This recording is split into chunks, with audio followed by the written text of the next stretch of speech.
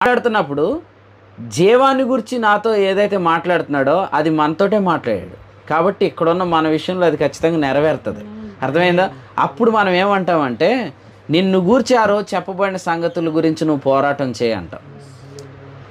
అంటే మీరు ఆలోచన చేయండి, ఒక మంచి మనస్సు, యోగ్యమైన మనస్సులో నుంచి ఒక మంచి పోరాటం కలుగుతుంది అన్నమాట. ఈ పోరాటం అంతా ఏంటంటే వాస్తవంగా నది దాటడానికి చేసే పోరాటం కాదు, నది దాటిన వారు చేసే పోరాటం.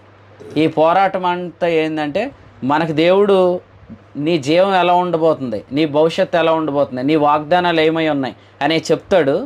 వాటికి మనం చేయాల్సిన పోరాటం ఏంటంటే మన చుట్టూ వాటికి వ్యతిరేకమైన పరిస్థితులు కనిపిస్తున్నా కూడా ఆ మాటను మనం జ్ఞాపకం చేసుకున్నప్పుడల్లా ఆమేన్ చెప్పటమే. ఇది ప్రభు జరిగిస్తాడు. ప్రభు తప్పకుండా నన్ను తీసుకెళ్తాడు. అసలు కాలేబు అదే చెప్తాడు.